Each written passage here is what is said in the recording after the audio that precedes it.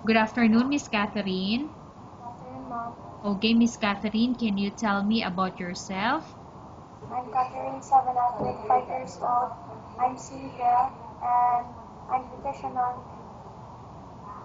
Okay, so you are a vocational graduate?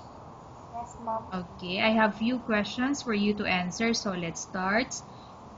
Why do you want to work as a maid? I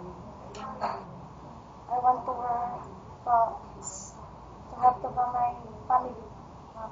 Okay, why you choose Malaysia when there is a lot of other country? Because my job in Malaysia and it's a beautiful country, ma'am. How are you qualified for this job?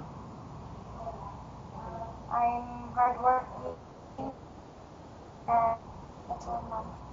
May I know what is your education level is? Vocational degree, ma'am. Come again, I'm sorry. What? Vocational degree, ma'am. Okay. Have you worked abroad before? No, ma'am. May I know what is your recent working experience? Yes, ma'am. Okay, may I know what is your recent working experience? Waitress, ma'am. Okay. Do you have experience of taking care of baby? Yes, ma'am.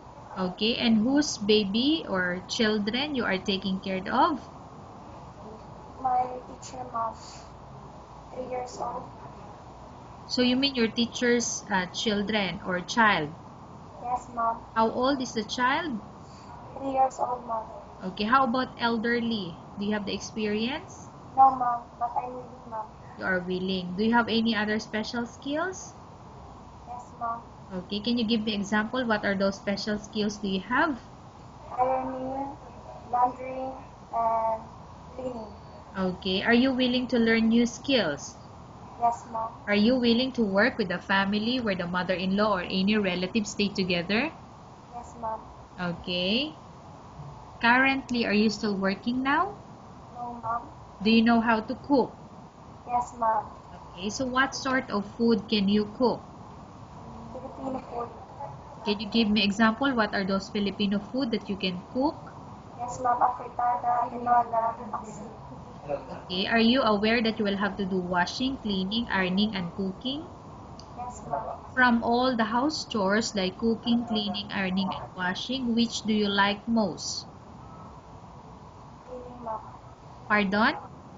Cleaning. Cleaning. Okay, you are Yes, not allowed to use handphone or cell phone during working hours. yes, mom. You are only allowed to use handphone or cell phone after you finish all the works and when going to bed. Yes, mom. You are strictly needed to surrender the handphone to your employer in the morning, and your employer will return back to you once you're going to bed.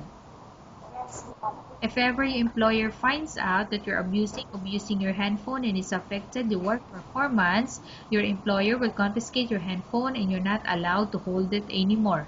Instead, your employer will allow you to call to your family 3 times in a month. You're only allowed to bring normal phone and you're not allowed to bring smartphone.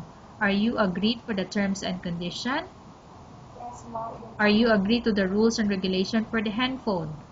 Yes, mom. How many years is the contract as you agreed and understand? 2 years, mom. Can you describe for me your ethics or your attitude? Honest, polite, and that's all. Okay, how can you assure to us that you will work hard in Malaysia? What will you do? Because I don't want to disappoint my employer, mom. Okay, so what will you do if you don't want to disappoint your employer? What will you do? Hardworking. Okay, can you promise not to use the telephone without the permission of your employer? Yes, mom. Can you promise not to put on makeup but to dress properly while work? Yes, mom. Can you promise not to invite friends and relatives without the consent of your employer? Yes, mom. Can you promise not to ask for advance salary from your employer under any circumstances? Yes, mom. Do you really understand of the rules and regulation of the agency? Yes, mom. Do you pay any placement fee for you to come to Malaysia to work as a maid? No, mom. Do you have any history of sickness, example breast cancer or any other illness? No, mom. Do you suffer from any skin diseases, allergy, or physical defect? No, ma'am. Have you suffered from any serious illness? No, ma'am. Do you smoke? No, ma'am. Do you have any tattoo in the body? No, ma'am. Do you take any prohibited drugs before? No, ma'am. Have you undergone any operation or surgery? No, ma'am. Are you medically fit? Are you fit to work? Yes, ma'am. Are you in any medication? No, ma'am. Are you allergic with any food? No, ma'am. Are you prepared to work with an employer of any race? Yes, ma'am. Are you prepared to eat the type of food taken or given by your employer? Yes, ma'am. Are you afraid of being left alone in the house?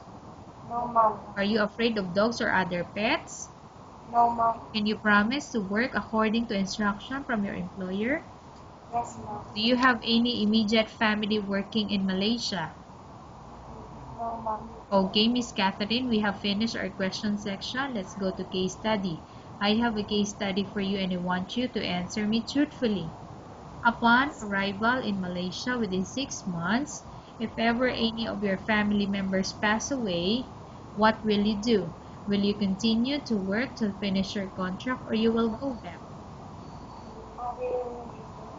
I will finish my contract and I will continue my work. Okay, tell us about yourself and why do you want to work in Malaysia as domestic helper?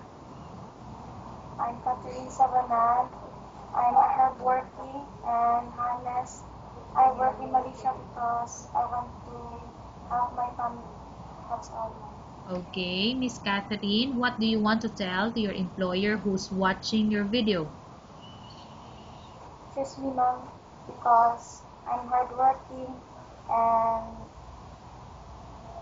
I'm doing my job on my duty.